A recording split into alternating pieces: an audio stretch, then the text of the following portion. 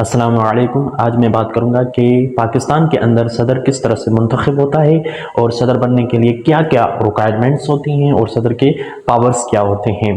صدر منتخب کرنے کے لیے نیشنل اسمبلی، چاروں صوبائی اسمبلیاں اور سینیٹ پر مشتمل ایک الیکٹورل کالج ہوتا ہے، جس میں نیشنل اسمبلی کا presiding officer chief of election commission ہوتا ہے، اور جو چاروں صوبائی اسمبلیوں کے پریزائڈنگ آفیسرز ہوتے ہیں وہ صوبے کے متعلقہ ہائی کورٹس کے چیف جسٹس ہوتے ہیں۔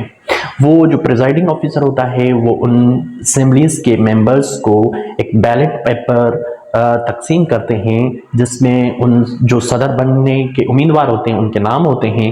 پھر وہ ممبرز اپنی مرضی کے مطابق اس صدر کے نام کے آگے ٹک مارک مارتے ہیں۔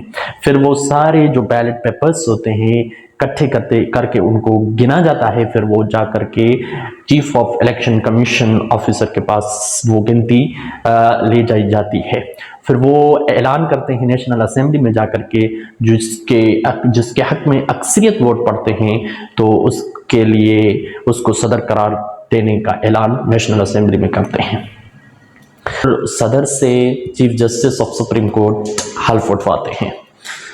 اب میں بات کروں گا کہ ریکوائرمنٹس کیا ہوتی ہیں صدر بننے کے لیے۔ نمبر 1 پر کہ پاکستان کے اندر پہلی ریکوائرمنٹ یہ ہے صدر بننے کے لیے کہ وہ مسلمان ہو، دوسرا اس کی 45 سال عمر ہو، تیسرا وہ ڈیول نیشنلٹی اس کے پاس نہ ہو، یعنی کہ ایک ملک ہی کی نیشنلٹی ہو، 2 ممالک کی اس کے پاس نیشنلٹی نہ ہو، تیسرا کہ وہ کسی بھی اسمبلی کا ممبر بن سکتا ہو، مطلب کہ اس کے اوپر کسی جرم کا الزام نہ ہو یا کسی کرائم کے اندر ملوث نہ ہو، اور وہ کسی عہدے پر فائز ہے تو اسے ریزائن دینی پڑے گی۔ اگر پارٹی کے اندر کسی عہدے کے اوپر فائز ہے تو وہ اسے اس عہدے سے ریزائن دینی پڑے گی۔ یہ کچھ ریکوائرمنٹس ہیں صدر بننے کے لیے۔ اب میں بات کروں گا کہ صدر کے پاس کتنے پاورز ہوتے ہیں، صدر کتنا طاقتور ہوتا ہے۔ تو سارے پاورز صدر ہی کے پاس ہوتے ہیں، کیونکہ وہ ہیڈ آف دی اسٹیٹ ہوتا ہے، وہ سربراہ ملک ہوتا ہے، لیکن وہ سارے پاورز بائی نیم سے ہوتے ہیں، برائے نام ہوتے ہیں۔ وہ اس کو اصل میں حقیقت میں پریکٹس پرائم منسٹر ہی کر رہا ہوتا ہے، اور پرائم منسٹر ہی کی ایڈوائس پر وہ اس صدر کو اس پر سائن کرنی پڑتی ہے۔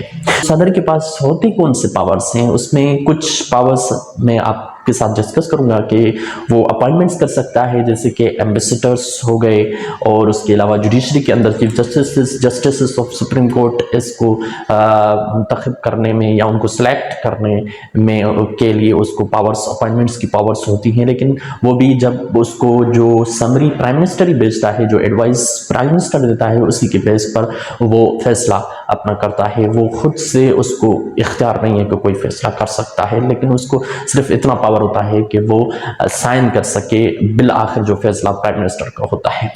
اور اس کے علاوہ وہ ٹریٹیز سائن کر سکتا ہے، دوسرے ممالک کے ساتھ جتنے بھی معاہدے ہوتے ہیں کسی ملک کے، تو وہ ان کو سائن کر سکتا ہے۔ وہ صدر کے پاس پاور ہوتی ہے، لیکن وہ بھی ایڈوائس کے بیس پر، پرائم منسٹر کی ایڈوائس کے بنیاد پر۔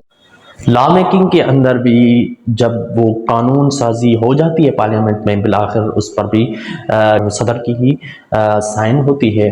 اگر کسی بل کے اوپر پارلیمنٹ کے اندر اجلاس نہ ہو سکا کسی وجہ سے، صدر کے پاس اختیار ہوتا ہے کہ وہ سائن کرے اور وہ بل پاس ہو جاتا ہے۔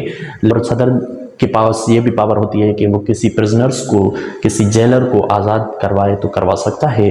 تو یہ کچھ صدر کی پاورز تھیں کہ میں نے آپ کے ساتھ ڈسکس کی۔ امید ہے کہ آپ کو اس سے فائدہ ہوا ہوگا، اور میرے چینل کو سبسکرائب کرتے جائیں اور شیئر کریں، تاکہ اس طرح کی معلومات آپ تک پہنچتی رہے اور اوروں تک بھی پہنچتی رہے۔